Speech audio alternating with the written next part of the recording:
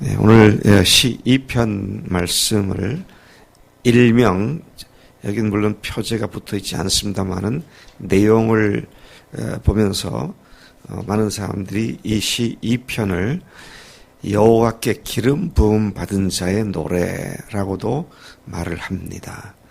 여호와께 기름 부음 받은 자. 그럼 기름 부음 받은 자가 뭐죠? 그리스도입니다. 원래 뜻이 그렇습니다. 그리스도, 기름 부음 받은 자. 여호와의 기름 부음 받은 자의 노래. 이건 이렇게 붙여진 제목을 생각하면 그것은 그리스도에 대한 노래. 그렇게 얘기를 해도 틀림이 없습니다. 시 1편과 2편, 우리 어제 1편을 봤습니다만 이 1편과 2편은 한 편의 시처럼 보여집니다. 두 편이 아니라 한 편으로 보여진다는 것입니다.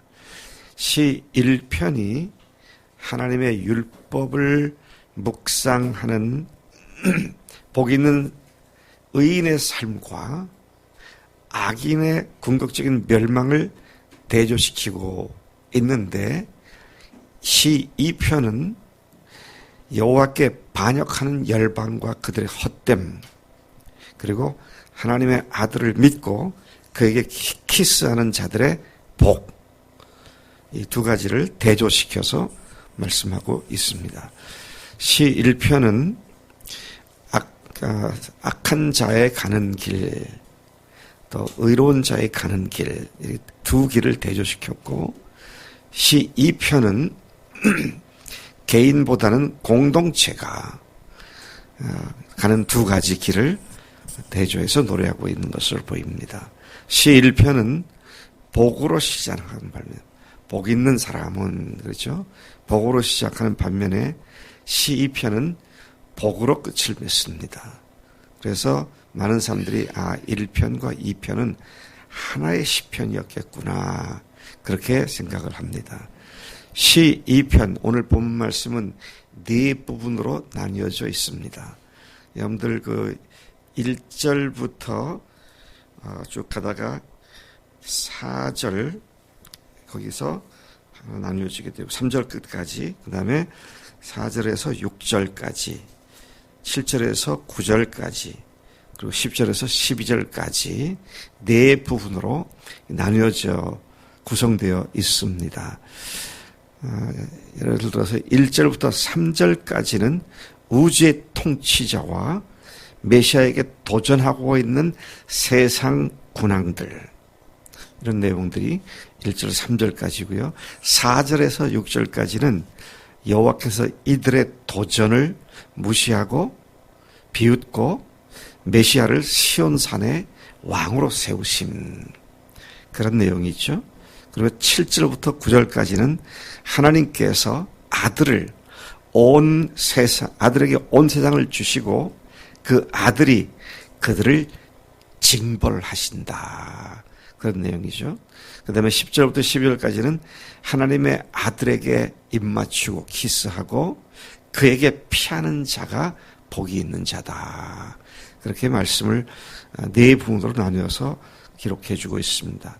먼저 1절부터 3절까지 우주의 통치자이신 하나님을 무시하고 그분을 조롱하고 그분에게 도전하는 세상 사람들, 특히 군왕들과 군주들과 재판관들과 이런 집단의 지도자들, 리더들, 더 나아가서는 공동체에 대한 말씀입니다. 1절에 다시 돌아가 보니까 어찌하여 이방 나라들이 분노하며 민족들이 헛된 일을 꾸미는가. 세상에는 하나님을 부인하고 조롱하는 사람들이 많이 있습니다. 이방 나라들, 민족들, 세상의 군왕들, 관원들, 이 모든 표현들이 세상 통치자들에 대한 표현들인데, 그들이 통치하고 지배하는 세상, 하나님을 조롱하고 하나님을 무시하는 그런 자들이 다스리는 나라들, 이런 의미를 말씀하고 있는 것이죠. 여러분, 우리가 역사를 보면 역사상 수많은 제국들과 그 통치자들이 바로 이렇게 해왔음을 압니다. 예수님을 주님으로 믿는다. 하나님을 나의 하나님으로 믿는다. 왕으로 믿는다. 그러면 굳이 나를 믿을 거냐 하나님 믿을 거냐 둘 중에 하나 선택해라. 그러면서 사람들을 핍박하고, 그건 구약서부터 다니엘의 경우도 바로 그런 얘기고요. 계속 이어져 왔던 것을 보고 있습니다. 오늘날도 마찬가지죠. 부활하신 예수님을 주님이시며 하나님이시기 때문에 목숨 걸고 그분을 사랑하고 섬겨야 한다. 그렇게 하나님의 말씀을 선포하면 심지어 교회 안에 있는 사람들조차도 그런 얘기는 듣기 싫어하고, 예수 믿으면 구원받고 천국 간다, 그것만 좋아하고. 참 이상한 일입니다. 어떻게 하나님이 통치하신 것을 그렇게도 싫어하는지. 그래서 교회 안에도 염소와 양이 있죠. 가라지와 알곡이 있고요. 참 우리가 그런 측면에서 정말 주님을 나의 왕, 나의 주, 나의 하나님으로 믿는 자들이 복이 있다. 마지막 12절 9절이 그것을 말씀하고 있는 것이죠. 예수님을 주님으로 하나님으로 고백한 우리가 학교에서나 직장에서나 심지어 가족들 사이에서도 조롱과 비난과 공격을 받는 모습을 보게 됩니다. 세상은 왕이신 예수님을 조롱합니다. 예수님을 왕으로 믿는 사람들을 아예 무시하고 깔아뭉갭니다. 제가 어젠가요? 그저께인가? 밴드에 올린 복음을 전하는 사람, 영국에서 복음을 전하는 사람에 대한 길거리에서 둘러싼 사람들의 조롱과 공격적인 태도와 이런 그 동영상을 제가 올린 것이 있었는데요. 그분이 말씀을 선포하는 프리처인데 그냥 그들을 향해서 좋은 말을 하는데 듣기 싫다고 아우성을 치며 공격해대는, 이게 차별금지법이 통과된 나라의 오늘날의 모습이다. 그런 얘기죠. 세상이 그렇다는 겁니다. 그런 자들이 통치하고 있고요. 지배하고 있는 것이다. 그렇게 말씀을 합니다. 자, 이렇게 예수님을 주님으로 고백하고 그렇게 살겠다고 하는 사람들을 완전히 깔아뭉개니까 젊은 사람들이, 젊은 그리스도인들이 교회를 떠나는 겁니다. 내가 이런 대우받으면서 교회에 와서 다녀서 세상에서 이런 대우 받고 싶지 않다. 그래서 젊은이들이 세상을 떠나게 되는 걸 봐요. 4절에서 6절까지 보면 하나님을 무시하는 자들을 하나님께서 비웃으신다. 그리고 시온에 왕을 세우신다. 그렇게 말씀을 하고 있습니다. 조금 전에 말씀드린 것처럼 세상이 그렇게 하나님과 하나님의 사람들을 좀 심한 말로 개무시하고 조롱하고 비난하지만, 그러나 하나님은 그들을 비웃으신다고 말씀하십니다. 4절에 하늘에 계신 이가 웃으시며 주께서 그들을 비웃으시로다. 우리는 세상에 그렇게 저기에 찬 조롱에 기죽을 필요가 없는 분명한 이유를 갖고 있는 사람들입니다. 그런 사람들의 문제를 하나님께서 직접 다루시기 때문입니다. 5절 말씀에 보니까 하나님은 그들에게 분을 바라며 진노하시며 그들을 놀래키시는데, 어떻게 놀래키시느냐? 6절 보니까 내가 나의 왕을 내 거룩한 산 시온에 세웠다. 그렇게 사람들을 놀래킨다 그랬습니다. 왜 놀랍니까? 자기들이 왕인 줄 알았는데 시온 예루살렘으로부터 세워진 왕이신 예수님을 보게 되면서 그들이 그렇게 놀라게 된다. 온 세상 사람들이 언젠가 예수님이 왕으로 재림하신 것을 보고 모두 놀라고 통곡하며 후회하게 될 날이 있을 것이라고 성경은 말씀하고 있죠. 7절부터 9절까지 보니까 세우신 왕을 통해 온 세상을 징벌하신다 그랬습니다. 참 놀랍습니다. 이스라엘의 역사의 현장에서 발생한 일을 중심으로 하나님께서는 메시아가 오셔서 왕이 세워질 것을 예언해 주시는 하나님의 말씀입니다. 하나님은 이 왕이신 예수님의 근본을 오늘 이 본문 말씀에 선포하십니다. 뭐라고 그 근본을 말씀하십니까? 7절에 보니까 너는 내 아들이라 오늘날 내가 너를 낳았도다. 이 말씀은 예수님의 근원이 하나님이심을 나타내고 있는 말씀이죠. 하나님으로부터 친히 보내심을 받은 예수님을 말하고 있는 것입니다.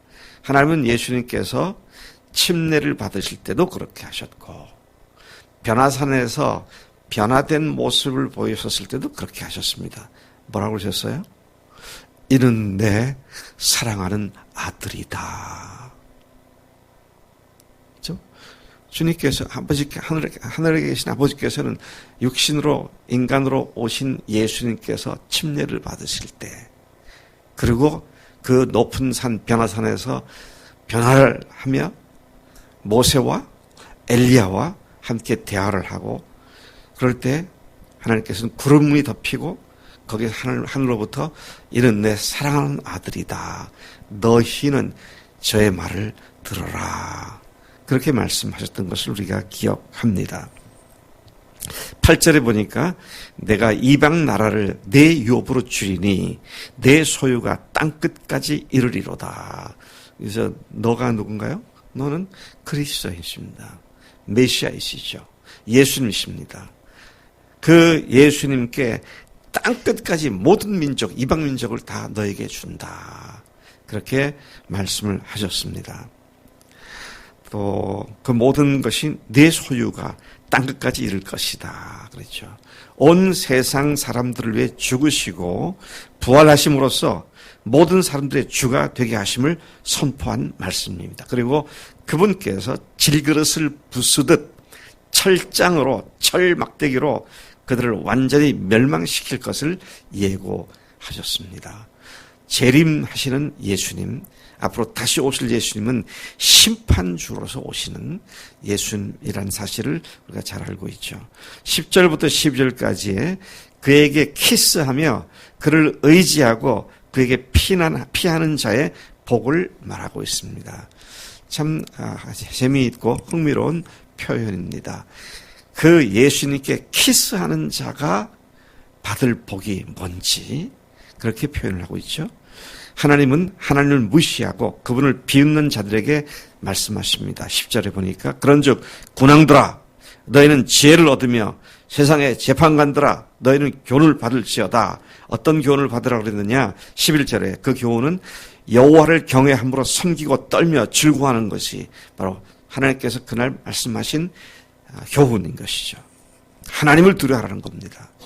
하나님 앞에 굴복하라는 거예요. 그렇지 않으면 어떻습니까? 자기가 하나님 자리에 올라가서 자기 생각대로 자기 판단대로 그게 전부인 줄 알고 하나님 말씀도 깡그리 무시해버리는 이러한 것들을 회개하고 돌이켜 그분께 순종하고 그분께 엎드리라고 그렇게 말씀하시는 것이죠. 11절에 보니까 12절에 보니까 하나님의 아들 예수 그리스도께 입맞추라고 말씀합니다. 그에게 입맞추라. 여러분 입맞춘다는 것은 키스한다는 건 오늘날 남녀 간의 애정의 표현으로 하는 것으로 그렇게 제일 먼저 들어오겠지만 고대 시대에 입맞추는 것은 왕에게 신하가 완전히 굴복한다고 하는 그런 의미를 갖고 있기도 했습니다. 여기서는 그런 의미로 말씀하고 있는 것이죠. 하나님께, 예수님께, 또 그리스도 그분께 나의 주인이십니다. 나의 하나님이십니다. 그렇게 고백하고 그분께 믿음으로 모셔드리는, 그분을 믿음으로 모셔드리는 그런 것을 얘기하는 것이죠. 왕으로 영접하고 예배하는 것을 의미하는 것입니다. 그렇지 않으면 어떻게 된다고요? 그분에게 입맞추지 않으면 길에서 망하게 된다. 그러나 하나님을 의지하고 하나님께 피하는 모든 사람은 다 복이 있는 자들이다. 복 있는 자는 악인의 꾀를 쫓지 아니하고 죄인의 길에 서지 아니하며 또 오만한 자의 자리에 앉지 아니하고 오직 여호와의 율법을 즐거워하여 그 율법을 주야로 묵상하는 자로다. 그 말씀처럼 이 2장 마지막 절에도 하나님께 여호와께 피하는 자는 다 복을 받을 것이다. 그렇게 말씀을 마치고 있습니다. 한순간도 내 생각 가지고 하나님 말씀을 부정하거나 그렇게 하지 아니하고 기름 부음 받으신 예수님께 입맞추는 매일의 삶이 되기를 간절히 소망합니다. 하나님 아버지 감사합니다. 시 1편과 2편을 통하여 어찌 그리 명확한 하나님의 복받는 자의 삶의 근원이 무엇인지를 또 그 비결이 무엇인지를 잘 가르쳐 주셨는지요. 주님, 우리가 그 말씀 그대로 부활하신 예수님, 왕으로 오신 예수님께 무릎을 꿇고 키스하며 주님께 온전히 순종하는 매일 매순간의 삶이 되도록 복 주시니 감사합니다. 이 복을 주님 앞에 서는 날까지 결코 한순간도 놓치지 않고 풍성히 누리는 우리 삶에 되게 하신 줄로 믿습니다. 그렇게 살겠습니다. 감사하고 예수님의 이름으로 기도로 쌉나이다. 아멘. 아멘.